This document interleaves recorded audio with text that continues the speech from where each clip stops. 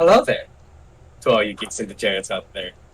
All I'm expecting is Enzo to come up, General Kenobi, and he has no multiple arms. Kenobi. But hello there, all you geeks and degenerates, and welcome back to our channel. And today, since Kenobi has finished and y'all haven't caught up, what's wrong with you? But yeah, we'll be doing a review on Kenobi, and today we're joined by Hazel. How you doing, Hazel? Good. Thank you again for bringing me along for this Star Wars journey. Yes, of course, our favorite Star Wars expert here, besides you, Enzo, of course. Yeah. But yeah, we pretty much already did like a trailer review for Kenobi. We were all been waiting for it for years, ever since it was announced in like what 2020, with that whole 2019 with that whole lineup of like Ahsoka, Rogue One, and like Rogue Squadron, and yeah, we've been all excited for it. And what were your guys' thoughts on the first episode? You want to go first, Hazel? Oh, he's I mean, all I really gotta say is, like, you trained his father? Absolute burn. Are you trained his father? I mean, that's the standout of that episode, really. A burn. Yeah, it's burn from Uncle Owen. I was like, man, you had zero dialogue in episode 3 and almost zero dialogue in the one in the 80s. I'm like, man. Well, they were in episode 2 as well. Oh yeah. He was in episode 2? Yeah. Holy shit, I forgot about that. Yeah. I love the actor they got for Uncle Owen. Yeah. Yeah, the guy from Warrior. So good. I wish we saw more of Uncle Owen. Same here. Yeah, which we might get a second season. They are talking about like a second season for the movie. So There's I'm very happy for speculation. Speculation, yes. Ewan McGregor and Hayden Christensen have talked about it. Like they want another season, and I want to see the guy you're thinking of is Joel Edgerton. Joel Edgerton, yes. But yeah, it's been how many years since? 10 years. 10 years since the. No, I mean how many years since 2005 since we last seen? Like 30 years 17. ago. 17. So the first time I saw him in this series, I'm like, oh my god, he's back as Obi-Wan. Yeah, like, yes. Mm-hmm. Even yes, though and I like knew, I was still like, oh my god, I can't believe. Yeah, well, like we did get like a little bit more of like his character in like Clone Wars, which I loved. Sure, it wasn't voiced by Ewan McGregor, but it's still Obi-Wan, and it is in that like same feel of Obi-Wan. Oh yeah. Yeah, and we are getting new characters. We got Han from Fast and Furious. And we also got a new Inquisitor, like a new set of Inquisitors besides the Grand Inquisitor that we have seen in Rebels. Yeah. Who is a little bit more, who is a little bit more buff for some reason. I wish they got like Malfoy to play as him. Yeah, like as real. Like the man's already a physical actor. Rupert Friend did a great job, though. I think. Oh yeah. Like he really got the. I can't think of the technical term. But the way that the Grand Inquisitor speaks, like his mannerisms, like he really got that down well. Oh yeah. Kind of like the royalist kind of person. Yeah. Like very, very snobby-ish kind of talk, nasally talk. Yeah, he's very like standoffish. He's like, I'm better than you. You're all better than me. That's why I'm the Grand Inquisitor and you're not. And we do have a new set of characters. As I said, names escape me. I'm so sorry, but we also have Reva. Is that her name? Yeah, Reva. Yeah, Reva. Reva, Reva, whatever. Yeah, and she's like she is the new Inquisitor who's like, I'm ready to hunt down Obi-Wan. This is like the big baddie, kind of like our version of Boba Fett, where we got the second baddie, and then we got the big baddie, which is Darth Vader. And I will say, I liked her. I liked her until the end. Like, I was a little bit off about her once we got to the end. But I really liked her here as an Inquisitor. She was like rough. She was getting information. She was torturing people when she shouldn't. And I'm like, alright. And she was doing things against the Grand Inquisitor's orders. I was like, I like this. The desperation of like she wants to hunt this man down. Yeah, she wants to prove herself. Yeah. and she's so. Oh no, I'm sorry. All I was saying was that I liked her as a character. I'm not saying that she was the best character or that she's my favorite in any way. But as far as like the purpose that she served in this show, I liked her. I didn't have any issues with her, like all of these other fake fans. Yeah, pretty much. Like yeah, we have talked about the controversy about like, oh, a lot of people are shouting out racial slurs or give her death threats. I'm like, as Obi-Wan Kenobi said, if y'all gonna be acting like this, y'all not real Star Wars fans. So yes, all of us here in GND and especially Hazel all agree with that statement. Yeah. Yeah, and I mean, why attack the actor for their performance of a character? That doesn't. If you don't like the character, don't hate on the actor. You know what I mean? Yeah. Yeah. Don't hate the player, hate the game. Yeah. Like it's probably down to writing, but it wasn't that bad. Yeah. Her acting was on point. That's not. It's also like again, that's the director's thing. So you don't blame the actor. It's kind of like the same thing with Hayden Christensen, isn't it? It's very like metaphorical. Yeah. I mean, Kelly Marie Tran for her depiction of Rose Tico, she got shit too. Yeah. Excuse me. And but yeah. Daisy Ridley, that's why she went off in social media for years until last year, I think. Yeah. See, all you Star Wars fans out there, y'all gotta quit it. Calm down. Yeah, calm the hell down. But I do like Reva. I like how the fact that I think it's the fifth brother. He's like, please stop being so impulsive. Like, we have to maintain order, and you're disrupting that. Yeah. Han doesn't have his RX-7 no more. He's kind of hopeless. The man wants control. He wants to be the Grand Inquisitor. Though fifth brother didn't really do much in the series. In general. I wish he did. I really wish he did. I wanted to see Han do more shit. It is weird though, because in Rebels, his voice sounds like Antonio Banderas. So you're like, oh, that's an interesting transition. Yeah, but as we move on, we do finally see Obi-Wan, and he's pretty much a desert butcher. How would I say this? They find like a dead whale in the desert. I don't know how it got there. I guess it floats. But yeah, he's pretty much in charge of butchering that thing and leaving a little piece for his space camel, which is very nice. Yeah. And he's being a good uncle too, like buying toys just for Luke. Yeah. Same one we saw him with in episode 4. Yeah. Yeah. And again, it does explain like I was actually wondering, how are they going to incorporate like, how does Luke know Obi-Wan? Like, how does he know Uncle Ben? Because like when we saw episode 4, they kind of knew each other for a while already, especially with Leia. So I was like, how are they gonna mix this up? So that's why I was so excited for the show. Yeah. Yeah, I think I had mentioned this when we did like our episode 4 talk, that Luke and Obi-Wan kind of reminded me of like Marty and Doc from Back to the Future, where like they're like they already had this relationship, they already knew each other, and you can tell that like they were used to each other's presence, and like they were just an eccentric person that they didn't really take to heart too many things.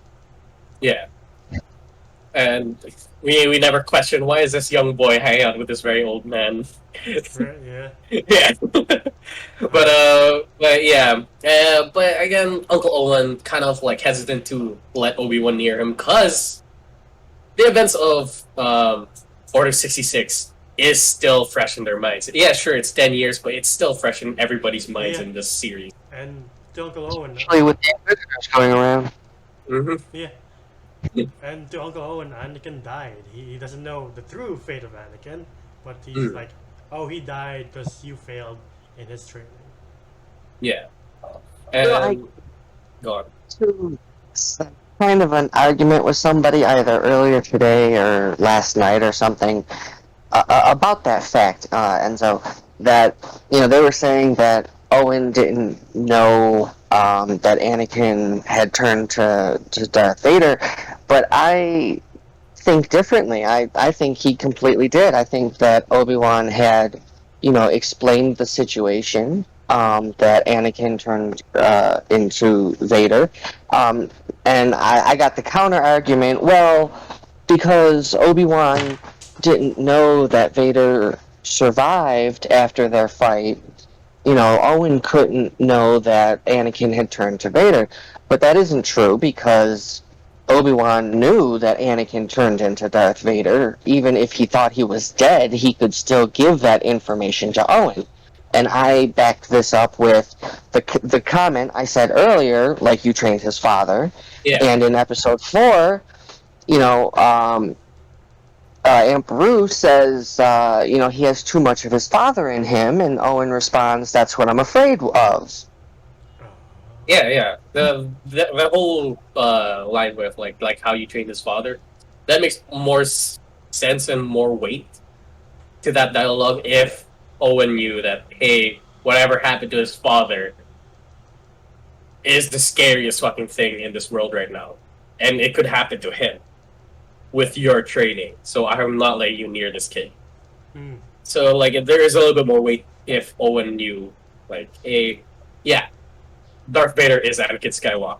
But we are moving forward with like episode 2. We get to meet Leia, this little girl Leia. I was like, oh, that's nice. And seeing her life in Alderaan, she's not really fitting in. Her cousins pretty much do point out like, hey, you're adopted, you're not really an Organa. And I'm like, you know what? I am glad they blew up this planet, you fucking little shit. I'm sorry. I'm sorry. Like, Mando has Baby Yoda, and Kenobi has Baby Leia to look after. Yeah. I am. I did clarify that I am getting tired of this like Joel and Ellie trope of like, oh, I gotta take care of this little kid escort mission. But Leia doesn't seem like the hopeless type. Yeah, makes sense. I mean, she was never, a damsel in distress in any of the Star Wars movies. Yeah, and especially here, well, of course, there are some moments where she is a kid. She can't really do much. Yeah. But at the same time, you're like, a lot of kids wouldn't think that. Like, immediately, if there's a rescuer and he's like, hey, come with me, immediately Leia's like, I don't trust you. I was like, that is smart. What the hell? Yeah, and it's great that they had Obi-Wan even point that out when she had said something to him about you think that the less you say, the more you hide, but it's actually the opposite. It's the more you reveal. And he's like, "How old are you?" Yeah, Obi was like, "Are you 10? Are you really 10?" And I love those. I love that moment where they were in the car with like, yes, the what do you call it?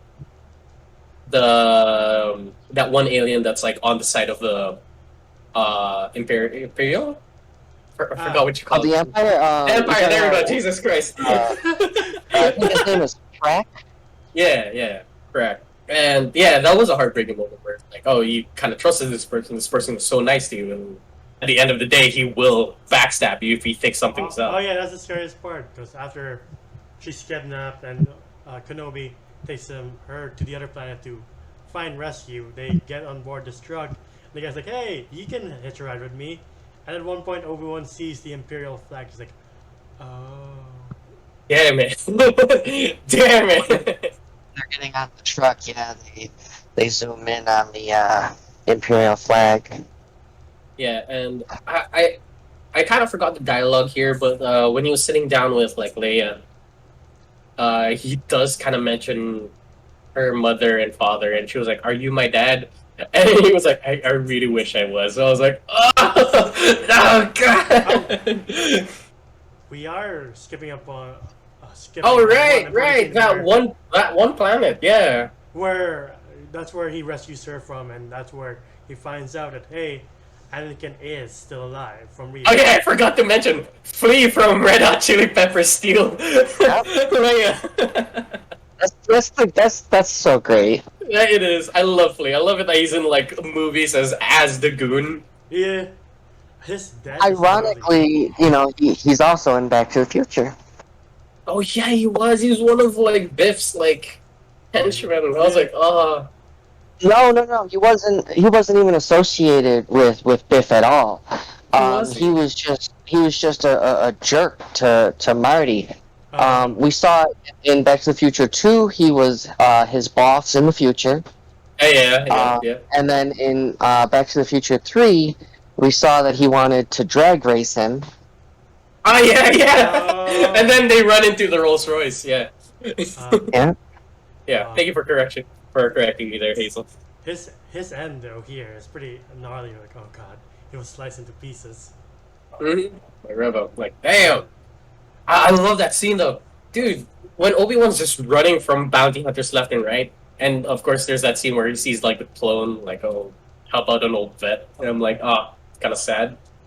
But yeah, him running from. That was Tamora Morrison. Yeah. Yeah, it was. But I was trying to figure out, like, I was trying to recognize the helmet. I was like, who is this clone? He was in the 501st. Yeah. I knew he was in the 501st, but I was like, any specific clone that I know? Because I did memorize like a lot of clones, but I was like, nah. Yeah, I think at the end of the day, it was just some unnamed 501st trooper. Like, unnamed as in we didn't know their name. Yeah. Like, so it wasn't like Rex or Fives or anything. Yeah. Yeah. It's a good thing that his chip must have been taken out too, because when they say Kenobi's wanted, he's not like a Jedi. I must go on the hunt again. Oh yeah. That clone, he definitely knew who Obi-Wan was. Mm-hmm. Yeah. I mean, Obi-Wan was the commander of the 501st. Yeah. Sorry, Anakin and No.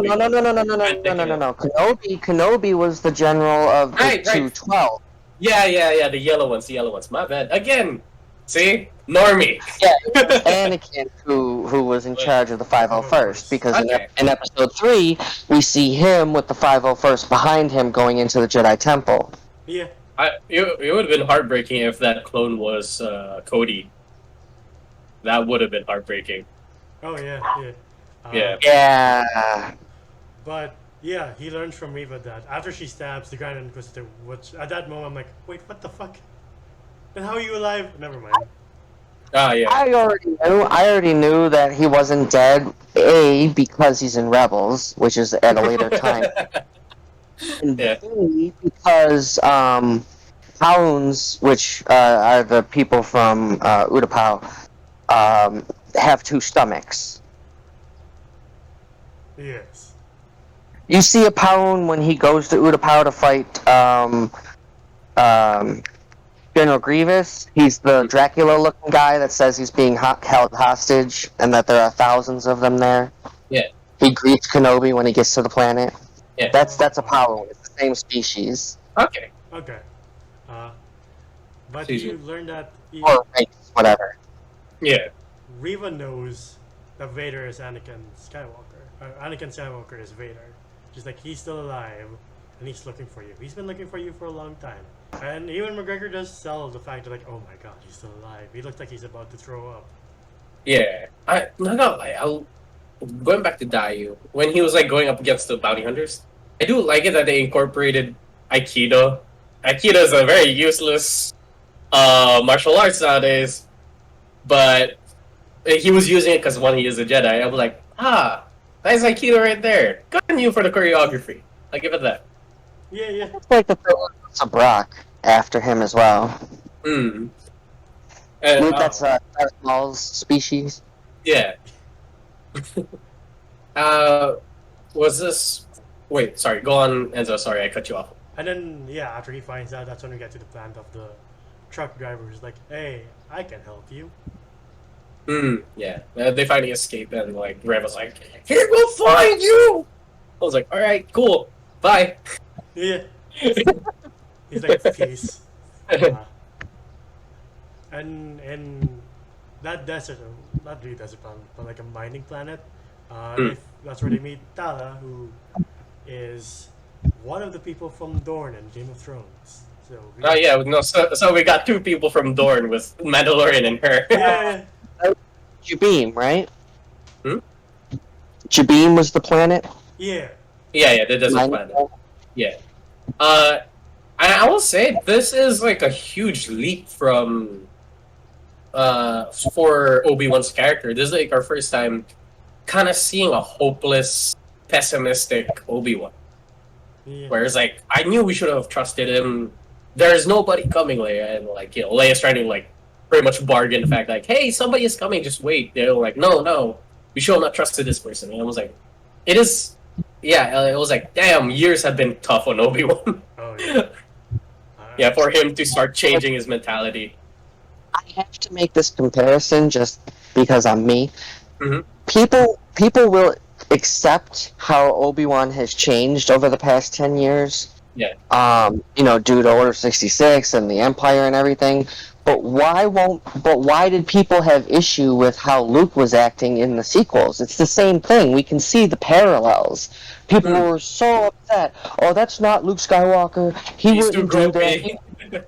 Yeah, he wouldn't be someone who shuts him off from the Force and just goes to this island planet to be away from everything. Why not? If you can believe how Kenobi is 10 years later, why can't you believe that's how Luke is, like, 20 years later, 30 years later, however long it is that the sequels take place? I'm guessing way longer because last time we saw Luke. Oh, no. Probably 20. Yeah, Probably 20 to 30. No, you're right. Yeah. Because seeing the flashback where he's like above, like, Ben Solo, he's like, oh. Yeah, I never had a problem He's a little bit with old. how Luke was in The Last Jedi. I'm like, I buy Yeah. it. I just had a problem with the training sequences and how Rey was such an expert with the zero training. But like, anyway. That's not The Last Jedi podcast, not yet. Yeah, not yet. But yeah, this is also the episode where it's revealed that James Earl Jones is back voicing Darth Vader, and obviously they did some things to his voice because he is getting old, but yeah, it still sounds amazing. It does. But I do love it that is it confirmed that it is Hayden Christensen in the Darth Vader suit? Yes. Yes. Good. I love it. Even when you can't see his face, it is him. That's great. And I love it. And oh my god. You see, I made a comment when I was watching the episode with Vader in it, the first episode that we see Vader. I actually had made a comment to Krim about Darth Vader's voice. I knew it was James Earl Jones, but I had said that it sounded like a younger James Earl Jones. Yeah. And then as the episodes went on and we heard his voice more, it sounded more actually like present James Earl Jones. But in that episode, it sounded like a younger version of him, which is weird because in episode 3, his voice sounded older than it did 10 years later. And it messed me up. Yeah. Yeah. No, well, I guess that's just on like the whole speaking modulator, the talk box of Vader. I don't know. But I was actually wondering, I was like, is it Hayden Christensen talking? But they like gave him like they just changed his voice through the helmet. Not sure.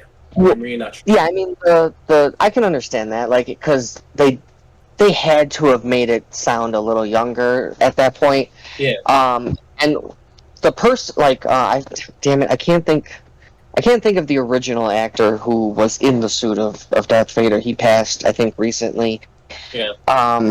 This Irish but dude. they had the actor during the filming actually saying the lines, and then James Earl Jones just, said them over the actor saying them. Yeah, it's like as a place marker. Yeah. Okay, but like, yeah, we do get to the point where Vader is on the hunt for Obi-Wan. Yeah. But we do get a flashback of Anakin and Obi-Wan training, and that made me cry. Oh, Fuck! that was so great. It was so great. So good. It was so good. It's the fact that we haven't seen Hayden in forever as Anakin, and then more or less, even McGregor's Kenobi, and they're finally together again. You're like, oh my god, my child is alive. But like, I get it that like this is supposed to be Padawan Anakin, but you do see the wrinkles in his face, the lines in his face. I was like, Honestly, I'm just happy you're back. yeah, You don't need to stick to continuity. You don't need to be de-aged.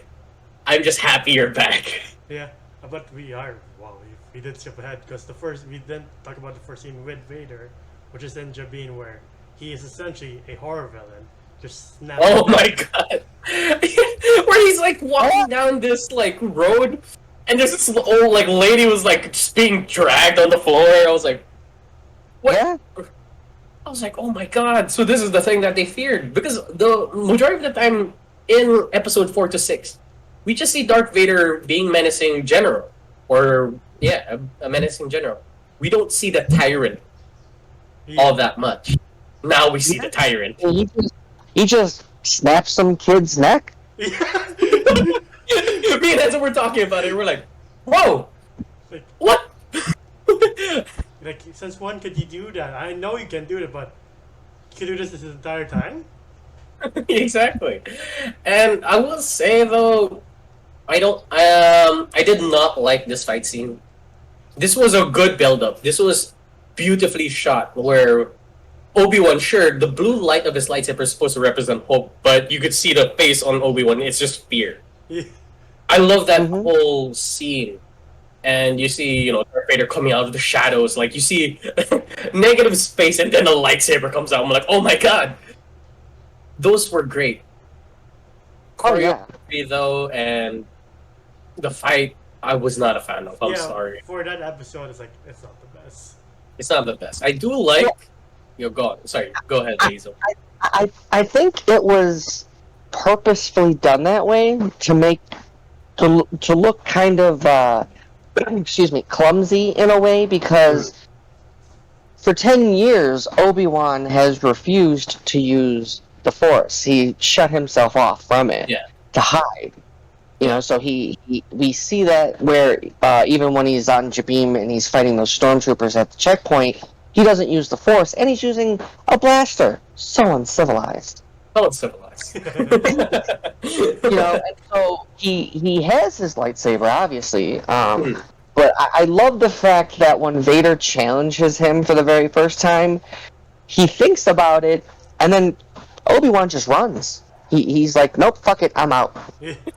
No, but when he's the one who volunteered to be like, I'll give you some more time. Shit! But yeah, I will say I do like that moment where he does topple over this very flammable material and then lights it up with his lightsaber, and he starts to pull Obi-Wan into the fire. I was like, that was sick. Yeah. But go on, sorry. The only thing I was going to say was, for some reason, and this might not be true for everyone, it's probably not. Yeah. For some reason, because Vader, bent down slightly to ignite the crystals or whatever with his lightsaber, him bending down just didn't seem right to me. I've never seen Vader bend before. Yeah, unless it was in a fight or something. Not him just doing an act, right? Yeah. Yeah. It's like, my knees. This better be worth it. You just hear the robot knees just clamoring up. You hear the robotic arthritis. But yeah. Yeah, and then when Obi-Wan escapes, when Tala and the droid help him, they do this close-up shot of Vader's face, and you just see the flames in his eyes on the helmet. Yeah. And it's so symbolic. It's such a great shot because, obviously our eyes can't flame, but it represents the anger that is burning within Vader. Yeah. And kind of how he's not afraid of fire anymore. He's like, fuck it, I embrace it. He's part machine now, so. But I'm pretty sure his suit was made to be, fireproof this time. No, but it's definitely fire retardant. Yeah, and the thing is, I don't like, or I'm a little bit confused about, is there is desperation to Vader's hunt for Obi-Wan, right? There is a certain desperation in his eyes where he's like, I need to find Obi-Wan, I need to get Obi-Wan, I want to kill Obi-Wan. or destroy, because they don't use the word kill. Is that like sure he started pulling him into the fire, but once the droid came up and started to pull him away, I was like, why couldn't you just pull him in again? Like I've seen you pull in a Star Destroyer before. Why can't you pull this person just in a little bit more with this droid? Yeah. If you're that desperate. That's why it kind of made me confused. Is Vader enjoying the hunt for Obi-Wan? But he didn't want to. It wouldn't be satisfying to him because he knew that Obi-Wan wasn't at his full potential. So it would be like swatting. Okay, no, not that you mentioned it. Who doesn't, someone who doesn't have a chance, right? Like you don't really get enjoyment out of killing flies because they're just annoying. They're just a nuisance, right? You just get rid of them so that you live a better quality of life because they bother you, right? Yeah. So, a human killing a fly is insignificant next to actually killing another person. And he knew that Kenobi was not whole in that moment. Yeah. No, but now that you mention it, like, he did see him run away. Like, you're sure, before he captured Kenobi, or before he confronted Kenobi, sorry, he was desperate. Like, I want to fight Kenobi again. But once he saw, like, he was running away, he was like, it ain't worth it yet. Yeah. He's not there yet. Yeah. Thank you for clarifying that. And then the next episode is kind of divisive, for me at least, because it's kind of stupid.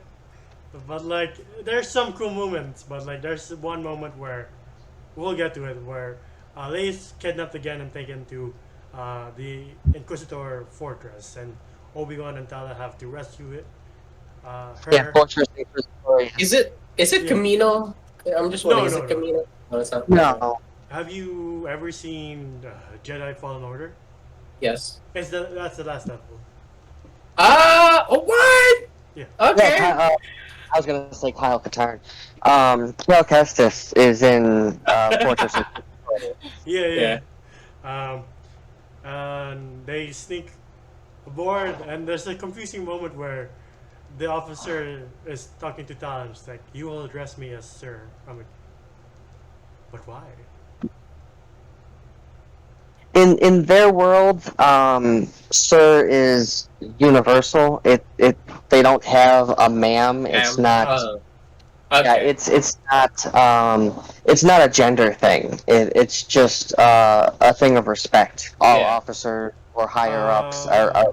It's more of like an honorific than specifying like, are you male or female? I'm guessing. Yeah. Right. At least in the Empire, in the Rebel Alliance, that they do have, like sir and ma'am and things like that. But in the Empire, it's all just very general, where they just say sir to address those who are higher up, like officers and stuff. All right. Yeah. And that was like a little bit of a scary scene there because they're like, how are you gonna explain this? You're not supposed to be here, or like you're not allowed to be here. Yeah. And then you're like, I'm actually like a higher rank than you, so you should let me in. I have classified orders from someone. And I'm like, okay, I guess that makes sense. Yeah. Go on ahead. The thing is, though, I really do not get their communicators. Like, Talos is like, the room is clear. You can swim under. Like, can you whisper that a bit louder, please? you're right. Like the guy beside you is just like, excuse me. Like, It's kind of like the TV equivalent of a stage whisper, right? You have to do it so that the audience can hear you. Kind of like when Obi-Wan was talking to Leia in the back of that truck. It's like, can't Frack hear you? Right. The driver's not like, excuse me? I was like, you guys are rebels? What a coincidence! But yeah, they're all doing this while Leia is being interrogated by Reva, because in the previous episode she was captured again. Yeah. And this time, Reva wants to know where the network is, where the rebels are. She's like, don't worry, we're all on the same side. And Leia's like, alright, can I... Again, smart kid! Yeah! Can I talk to my dad first? Because we're on the same side? And Reva's just like... What's that? Damn it! This kid's too smart for her own good. Again, I really love how Leia is written here. For a 10-year-old Leia. Yeah. She was competent, and that's why like her character is competent later down the films. And I'm like, yeah. I was like, that's amazing. That's great. Yeah. I believe that this kid will become a general one day. I was like, all right. Yeah. For sure, she does. Wherever Carrie Fisher's at, she's making her proud right now because she does such a great job as Leia. Like, god damn.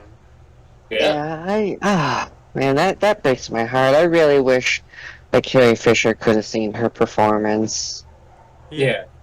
Like, this kid is 10 years old, and the first role you get is Princess Leia. Like, damn, it's a heavy role to carry, but if you can do it well, good job on you. I really do want to see like a photo of the actress for Little Leia and Padme, but you just see Padme with guns of steel because she was training for Thor. But yeah, she's about to get tortured by Revan. Like, damn, the Empire. There's no bar too low for the Empire, I guess, because they're about to like torture her for information. And as that's going on, Obi-Wan is going through this hallway where he sees the dead Jedi, including one youngling and one Jedi Master who, from the Clone Wars, helped Ahsoka retrieve her lightsaber at one point. And there could be argument that the Empire does have its limits on what it will do, because in the one episode, Fifth Brother addresses Reva about you're taking things too far, and she says, well, maybe you're not going far enough. I mean, I think we went very far once we saw like the graveyard of like younglings and other Jedi, especially Plo Koon, who's supposed to be Bert.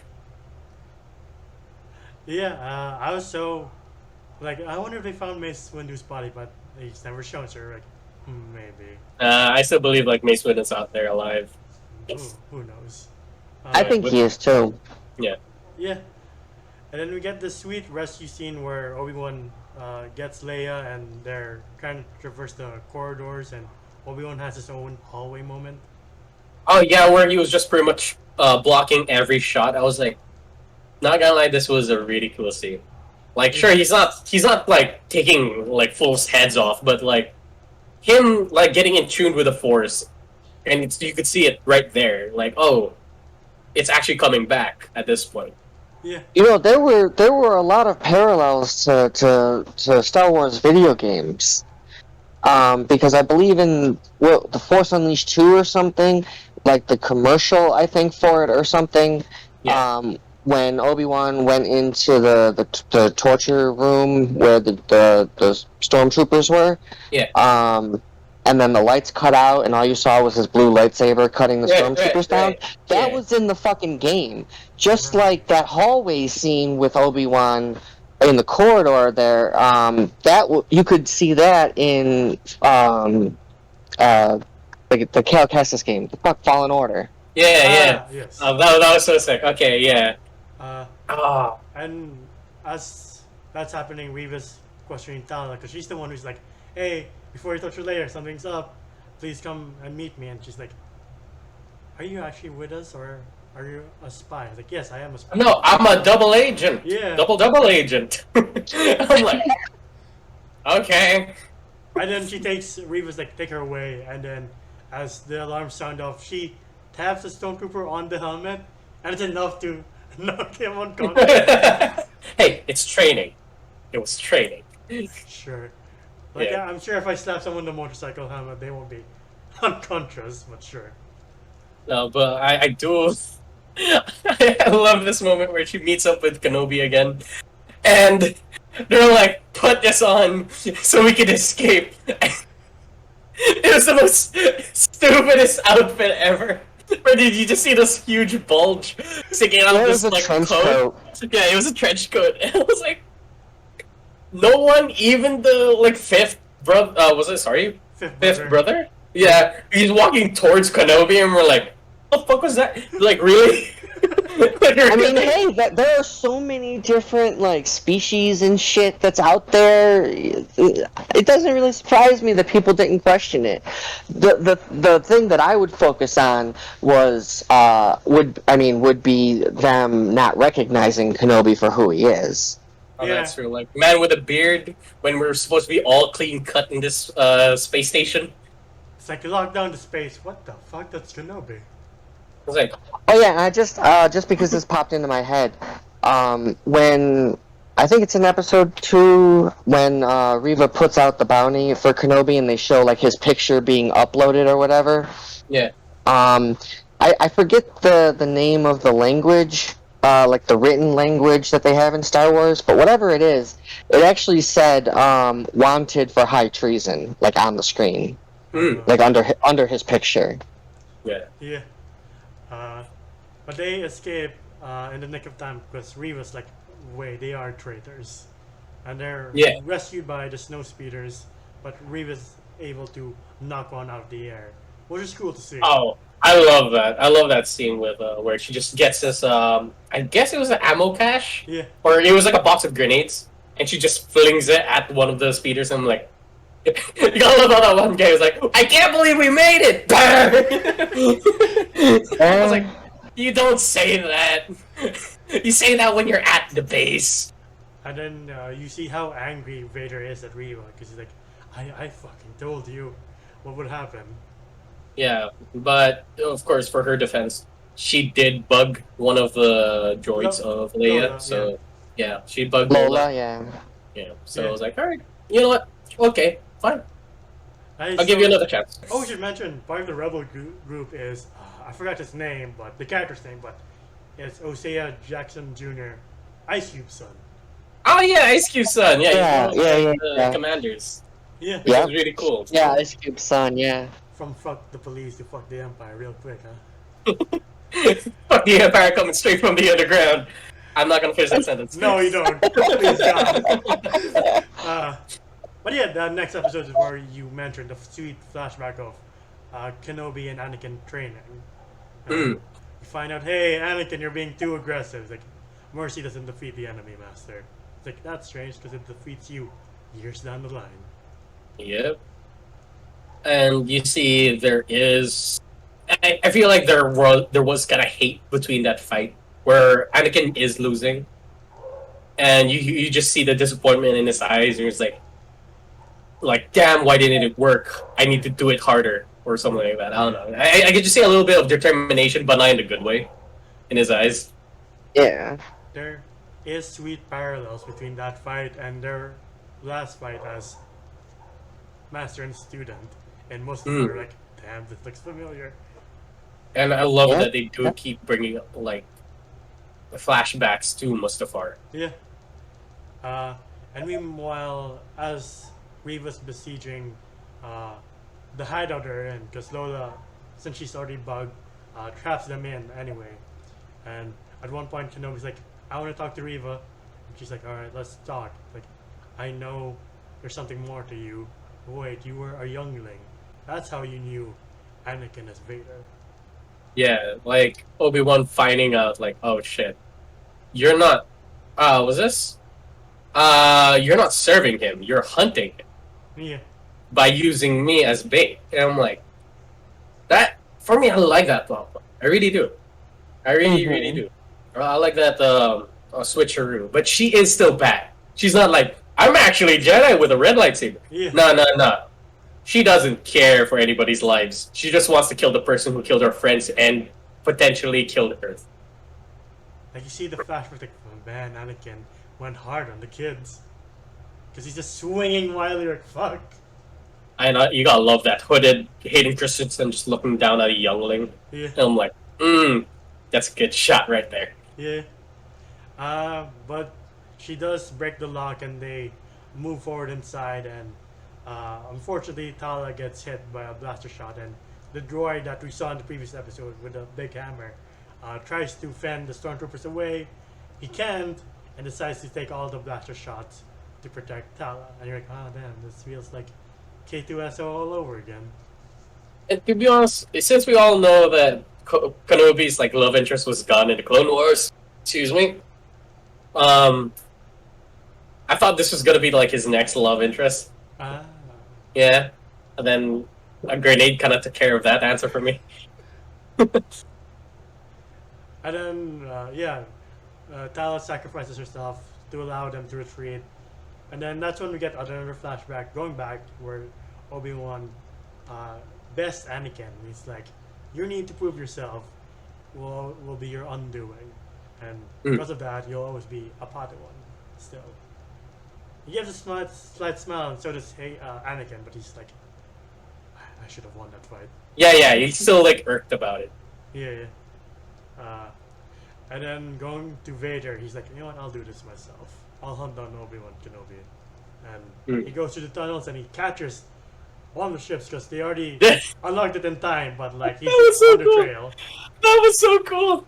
Not gonna lie. Yeah, that was fucking amazing. He had a Star Killer moment right there. Yeah, exactly. Like this thing was ready to go into hyperspace, and then he just stopped it. I'm like, everybody in that ship, if they were in that ship, would have gotten whiplash from that. I'm like, oh my god. like I just wish we saw the second ship where they're just like, holy fuck, that could have been us. Yeah. Like he immediately crashes it, and to us we're like, well, I guess that's the end of Obi-Wan. But it was like a decoy. Yeah. And he's like, God damn it, bested again by Kenobi. Kenobi! Oh wait, no, wrong guy. And then that's when Reva seizes her chance and she tries to strike him down. And this fight isn't even a fair fight. Nope. Nope. It wasn't. I mean, it's very significant that Vader did not even use his own lightsaber. Yeah. Oh, yeah, I just noticed he didn't. Oh my god, he just disarmed her. Cool disarming. Yeah. Kind of. He was odd, but he was just purely using the Force before he took her lightsaber. You know, I love the move where like she tried to strike him and he like uses his hand to like stop her, and then he lifts the lightsaber up and then pushes her back. Yeah, just like all with the Force. yeah. I love that scene where he dismantles it into two. Oh, sorry, like unhinges it into two, and then tosses the lightsaber. Like, show me what you got. pick it up. Let's make it fair. Yeah. And it's so fitting for his character because if he was struggling, you're like, bullshit. Why are you struggling against Reva? Right. I like it. I like it. I heard some people were like, oh, because she's a female. I did have like a couple of like friends who were like, oh, she's female and she's weaker. I was like, no, you don't understand. Vader is too strong. Yeah. Yeah, I mean, the whole thing too is that I know you guys probably know this, but a lot of other people don't. I was gonna say might not know, but I know that a lot of people don't. Inquisitors are not Sith, because the Sith have the rule of two. There's only an apprentice and a master, and that's Vader and Palpatine. And so the Inquisitors are not Sith. They are dark side, unaligned Force users.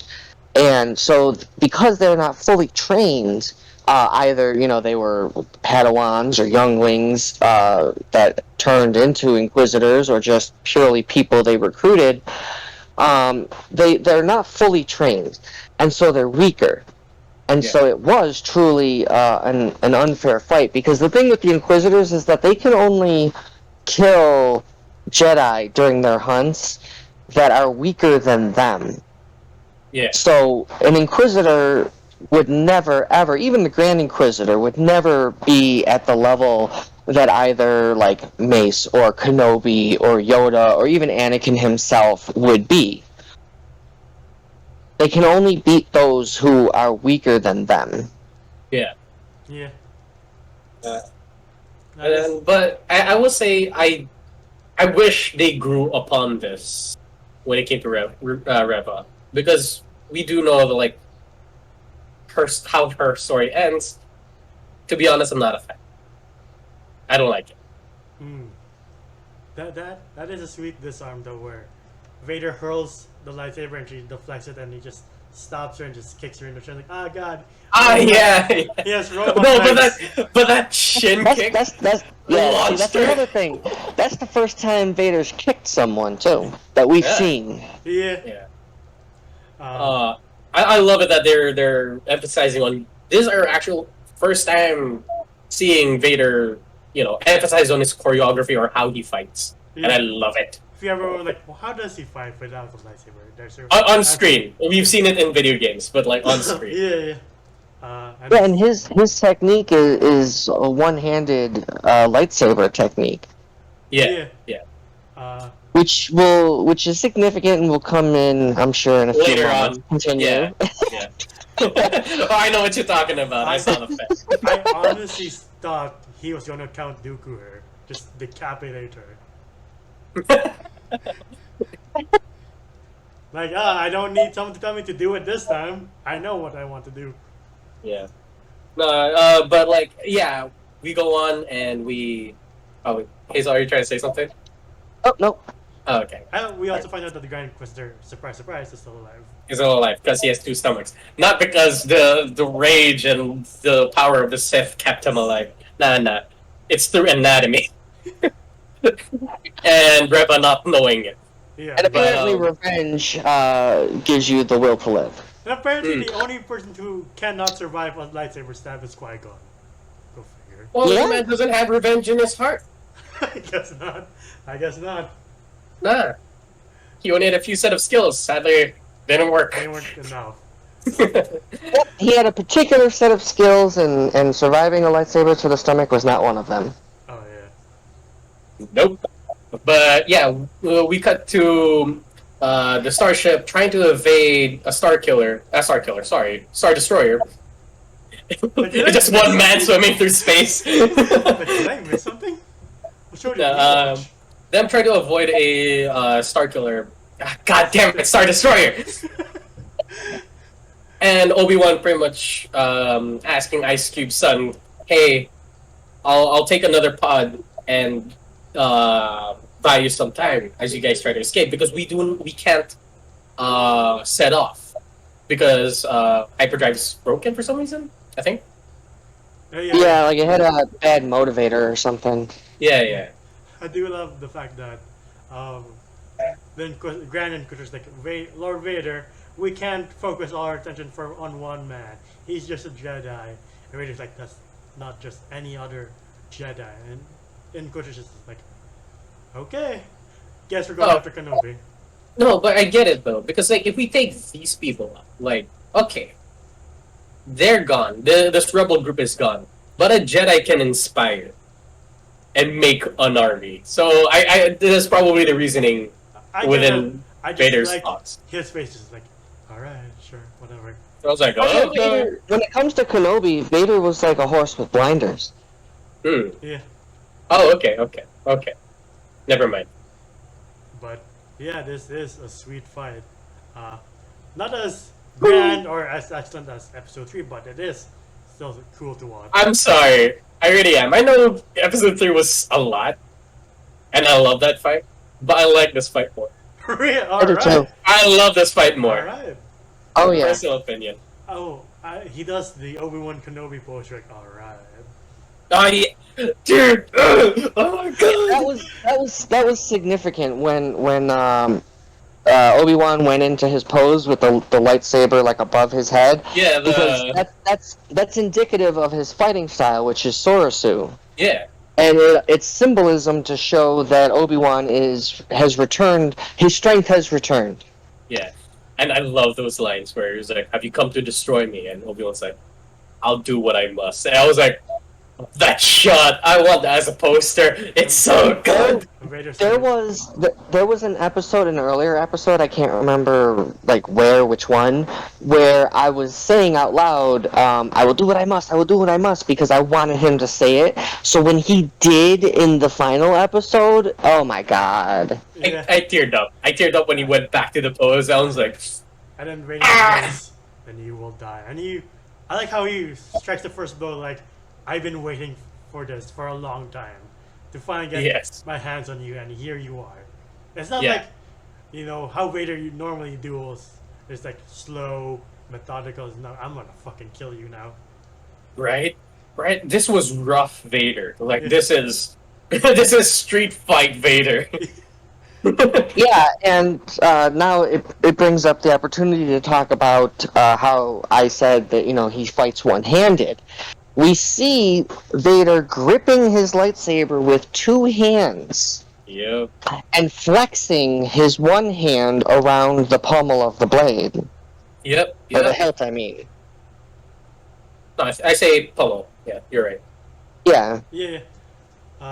And the choreography and just the emotions of it all, you're like, fuck, I've been No, waiting for this for a long time. did you notice there was like realistic fighting styles where Kenobi would do like a thrust instead of like hacking down, which is realistic to a lightsaber since it's so light.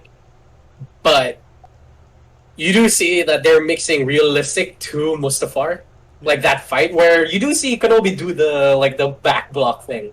Yeah. Where he's doing this, and they're doing a lot of flailing, and it is very reminiscent of Mustafar, and I love it. I love it so much, and them using the Force more often, incorporating it into the fight instead of just lightsaber alone. I was like, this is A tier, maybe S tier lightsaber fights, in my opinion. Well, and they're also hitting on my nostalgia for Episode 3, but it is there. And Vader does best Kenobi at one point because he traps him under rocks and it's like kind of trying to kill a cockroach. When you start trapped, you're like, I hope it's dead. You're throwing every slipper that you got. Yeah, I mean, he was able to trap Kenobi because he had the high ground. Yeah, it's like, finally. But then Kenobi was like, reverse Uno card, and was like, I have the ground high. That's such a sweet image. I should track it down and make it my wallpaper for my PC. Because him just being like, hey, guess what? I have all the high ground. I really thought I was about to be disappointed in this fight. I really thought him just tossing rocks at Vader would end the fight. But no, Vader was like, nah, fuck you, stop that. I was like, good, very good. I really thought it was going to be a cop-out where rocks would end the fight. No, it wasn't. I do love the moment where Obi-Wan takes the pommel of his lightsaber and starts hitting Vader's breathing. Oh, yeah, really? He was hitting his, what do you call it, Hazel? Control panel. Yeah. He's just, pretty much shanking Vader? Vader's life support. And I'm like, alright. It's like the moment in The Dark Knight Rises where Batman unmasked Bane. You're like, oh shit, he got a good hit on him. Yeah, and then he just repeatedly just hit that weak spot.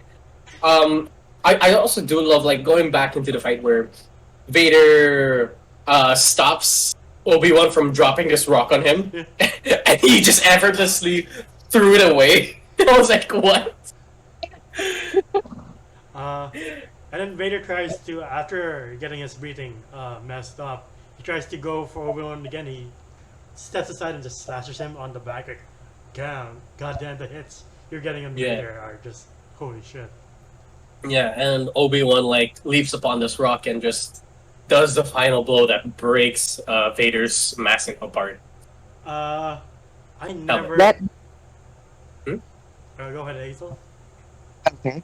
No, all I was gonna say was that that instantly brought me back to Rebels when Ahsoka did the same thing to Vader. She cut off half of his mask, and when she saw his face, she said, "Anakin," and Kenobi did the same thing. Yeah, and Kenobi gets the left side of his mask, while Ahsoka got the right side, and it speaks volume that Luke gets to be the one to unmask him. Oh, I finally reached to your humanity. But for now, it is a powerful scene because I never thought I would see that episode of Rebels in real life recreated. Holy shit, this is actually right. Yeah, and it was great because when Vader was talking to Kenobi and he was saying that, you didn't kill Anakin, I did, right? When Vader basically was letting the Anakin part that he killed and buried, basically, all you see is the blue lightsaber reflection on his face, and then when he snaps back to Vader, you see his red lightsaber on his face. Oh, so Yeah. good. And then So you good. see, again, Ewan McGregor sells it. He's like, I'm sorry, Anakin. I'm sorry for all of it. And he's crying, Dude, like, fuck. dude, when I cried because when like the amount of sadness within Ewan McGregor's acting, I was like him just saying I am sorry again. Like Obi-Wan wasn't the only one getting flashbacks. I was too. Like in Clone Wars, I was like they went through a lot, and Yeah. damn, Mhm. and I swear that made me cry. Yeah. Oh yeah. Uh, And and yeah, as Hazel mentioned, the reflection of blue and then it's red. You're like, oh shit. There truly is no turning back now. And it hurts more because at first everyone kept calling him Anakin, and by the end, it's like, my friend truly is dead. Goodbye, Darth. Break home. Darth, yeah, I was like, Yeah, oh, just like he calls him in episode 4. Yeah. He refers to him by his title rather than his name. yep, and yeah, excuse me. It does call back to like when Luke was talking to Ben, it was like, "Oh, Vader did kill your father," and they're right. Yeah. Yeah, Yeah. now it all makes sense. But yeah, Right. then we But I mean, he said, what he said was true from a certain point of view. And it's coming from Obi-Wan's point of view. yep, Yeah. and yeah, we move forward though. Like, yep, I would say it just adds more weight when you watch episode 4. Like, I see what you mean. Okay. yeah. As this fight with Vader and Obi-Wan was going on, we cut back to Tatooine and we see Reva coming after Luke Skywalker. Sure, it was a scary scene, kinda cool, where you see Owen and Aunt Beru. Baru, yeah, Aunt Baru, like pretty much like taking care of this one Inquisitor. I was like, this is kind of cool. Yeah. I feel like if they had more stuff, they could have taken her out. Yeah. Aunt Beru, though, can hold her own. Like, I didn't know you had this in you. All right. Yeah, she's a badass. Damn. Uh, but yeah, And then Luke runs to this to a canyon where she traps him and she has him in a compromised position. It's about to strike him down, and she's like, "No, if I do that, I'm like Vader." I'm like, Hmm? yeah, and this is the complaint I had with this. I didn't like it that she kind of like became good. I want to see, yes, this little youngling grow up to be this horrible person, and I wanted them to expand on that. I wanted her rage, was this thirst for vengeance, pretty much keep her alive from that stab wound that Vader gave her again. I wanted her to like have the yellow eyes. I wanted her to expand more in her like darker side, instead of like, hey, I'm gonna give up the Inquisitor badge. There's my lightsaber, the thing that I hate the most. No, seriously, I really don't like the Inquisitor lightsaber. You don't like the spinning? All right. Not all. But yeah, like I wanted them to make her another big villain for season 2 or something like that. Not an Inquisitor who saw the light. Because I don't know, I feel like it would do her justice if she just became the scariest thing next to Vader. Did you see the meme of Obi-Wan like, now you can be anything you want to be, and she's like, Rebel Lights Skywalker. Yeah. Like, God damn it. Not again. Uh, Yeah, but what were you guys' thoughts on Rebel, like pretty much abandoning the whole Jedi Order and the Sith Order? it's alright. Like, by the end, I'm like, alright, I'll guess we'll see you in some other Star Wars property, question mark. Maybe. Yeah, a new show coming in 2024 called The Path. The Lost Padawan. Oh, man. But we do wrap things up nicely because we go back to Alderaan and Obi-Wan's there to say goodbye to Leia. And this scene also kind of pulled my heartstrings because he's like, I told you I didn't know your parents. I do. You're kind-hearted. You're wise. Like your mom. It's the qualities from your mom. You're also fearless and passionate. These are gifts from your father. They were both exceptional people who bore an exceptional daughter. Yeah. And he's like, I wish I could say more. And she was like, Yep. you don't need to. And she looks at her parents. I was like, again, how old are you? My parents will tell me everything. They're like, huh? Okay. Sure. Well, see, that was more the way I took that was when she looked at her parents and said that you don't need to. To me, that was more because it wasn't that important anymore who her real parents were, because to her, the Organas were her real parents. Yeah. And I'm like, damn. Another heartbreaking scene, man. Like you again for me, I kind of teared up again because for me, Obi-Wan's kind of having flashbacks to Anakin and Padme. I was like, damn it.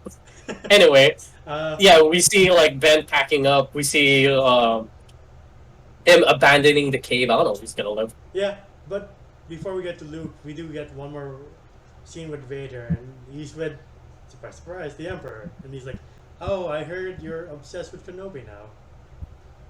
That might get in the way of things. Yeah. And Vader's like, yeah, Kenobi's no more. The Empire is all I have." Yeah, you're my master. Blah Yeah. blah blah. And then it's great seeing Ian McDermott back, and then hear the Imperial March for the first time in the series. You're like, that's satisfying. Yeah. Yeah, it was so good. I love that Ian McDermott returned as Palpatine. The only thing I had an issue with it, like I knew that it was him by his voice, but like actually looking at him in his holographic form, it didn't look like him. Yeah, you know what I yeah. mean? I think there was too much didn't look prosthetic. like him. Yeah, the prosthetic just didn't even look right. Yeah, I'll give like, him that. You look a bit younger, like you haven't been scarred by your own light. No, I would say that he looked a little thicker. Like they had added too much, in my opinion. Yeah. Yeah, he was a little too square Yeah. when he's supposed to be like drained of life. He had a couple of Big Macs too. The look, yeah, just the way they did his look, it just didn't seem right to me. Yeah, but it's just a little nitpick from me, but we do go back to Obi-Wan, and he's packing up and he's taking his camel to Owen and pretty much saying his goodbye. Yeah. And this is the scene where we see kind of like, hey, after that last, that whole Reva thing, we might need you close by. And we kind of need you to stay here. And Obi-Wan's also accepting the fact that, hey, maybe he doesn't need to join the Jedi Order or whatever we're fighting for. He could just be a boy. And that was also great. And Owen's like, you want to meet him? And I was like, that was so heartwarming. I was like, there we go. Yeah. That's how they know each other. Hello there. Hello there. Yeah, and then he said, hello there. Oh my god. And he sounds exactly like Alec Guinness. Like, holy shit. That's a really right? good impression. Right? Yeah. It's so beautiful. Yeah. And he rides off into the sunset, and then he meets Qui-Gon. And I was like, where the fuck were you the entire time? Right. Oh, so amazing. Yeah. Got to see Qui-Gon Jinn again. Yeah. Was it actually like CGI, or was it actual Liam Neeson in full clothing? Liam Neeson. Liam Neeson. That's good. Yeah, it was actually Liam Neeson that was Qui-Gon, and he wasn't credited. He's not even in the credits. And they did this to avoid any type of spoilers because they list the credits on like the IDBM or whatever. IMDb. IMDb prior to like the episodes premiering. Yeah. And so to avoid spoilers, they left him uncredited. I think that's cool. I feel like if I was Liam Neeson, I'm like, that's good. Yeah. I'm more in for the story than for my credit in the movie. Yeah. But yeah, so we pretty much reached the end of the show. What would you guys rate it? Starting with you, Hazel. I actually really loved the show, like, so much. as far as like all the Star Wars stuff that I've ever seen, not including video games or anything like that, just or even the comics, right? Just TV shows and movies. The Obi-Wan Kenobi is probably it's at least a 9 out of 10 for me. Okay, that's nice. That's actually a reasonable score, I would say. How about you, Enzo? Also did give us a 9 out of 10. Like, I've been hearing a lot of like negative things, and I'm like, I don't get it. I really don't. Yeah, there's some like stupid moments, like why is Obi-Wan hiding the kid like that? Why is there a Jedi, fake Jedi, being like, I'm a Jedi, and then they're like, oh, Jedis are suspected of high treason. Like, why are you doing that? Yeah, like that's not a smart thing to do. Right? But just the fact that it just ended so in such a satisfying way and brought back people I never thought I would see again in the Star Wars universe, and made me really happy to see them. And yeah, it's a satisfying series. The other nitpick is like they didn't answer the question of like remembering Return of the Jedi when Vader's like Obi-Wan once tried to turn me back after Mustafar, and we didn't really get to see that here. We might see it season 2. But if they do make a season. Maybe, yeah, I mean, if they do season 2, but for now, that's fine. But yeah, great, good fights, good characters, especially the new additions, and 9 out of 10. That's all I'll say. Okay, I'll be the odd one out here. I'm gonna give this one a 7.5 out of 10. Oh. There were probably like 2 weak episodes in this series that didn't need to be there, or some plot like the fake Jedi. He didn't need to be here. There were a bit of fight scenes there. I'm like, okay, a little bit questionable. I don't like it all that much. But then there is really good fight scenes here. Amazing choreography, and the storytelling was on point from either there, except for Reva. I will say, I wish her outcome kind of were a little bit different. But other than that, it is a satisfying show. It is like, it makes you want to have more. It plays on nostalgia bait a little bit, but it does it tastefully. Like some other show, I forgot what it was, but it does play on nostalgia bait, but it does it so well. Sorry, like Top Gun. There we go. Like Top Gun Maverick. Yeah. It kind of does that. It does it in a very tasteful way that I'm actually happy about. But yeah, this is a great show. If you want to get into Star Wars, this is actually probably a pretty good starter for you. If you don't want to start with the movies, I don't know. It happens before the movies, so there you go. Well, I would say you have to at least watch the prequels before you see Kenobi. Okay, fine. Yeah, fine. We start like, why is this guy so damaged? I don't understand things. Hey, who knows? Like, but I don't know. I would say it's a good show for like any, and probably somebody who walks into the room. Who knows? But it's a 7 out. I'll stop digging my grave, but like, it's a 7.5 out of 10 for me. Alright. But yeah, we have reached the end of the video. Did you guys like the show? Did you not? Leave it down in the comments below. Please do give us a like and subscribe so you can be notified for any future content that we have in store. And you can find us at facebook.com/CaseandDegenerates, also on Discord under the same name. And if you don't like seeing our faces, you could also follow us on Spotify. How about you, Hazel? Where can they find you? On YouTube and Twitch, it is just Sapphire Hazel. On Instagram and Twitter, it is Sapphire Hazel with the number 7. And I've also recently been sponsored by Rogue Energy, so please, if you want to buy anything from there, use code Sapphire Hazel, all one word, at checkout to save 10%. Hey, nice. How about you, Enzo? Where can they find you individually? Individually, you can find me at Yandalvas1995 on IG and Twitter. And you can find me at JomGOM on Instagram. It is my article. Anyway, thank you for watching. Please stay safe, get vaccinated, and wear your mask, and get a booster for fuck's sake. And we'll see all you geeks and degenerates next time. Ciao. Bye. Bye. I like the fact that Vader sizes her up like he does with everyone, like to try to intimidate them. Like, What, did a Russian soldier find you in a box? What's happening here? Yeah, I was like, Metal Gear. I don't know what's going on. It's my phone notification. Shut up. That is a sweet notification. I'm not gonna lie. Hazel, Hazel! Hazel! no, Oh, I no, we're keeping that in. Or we're putting that as bloopers. Why not?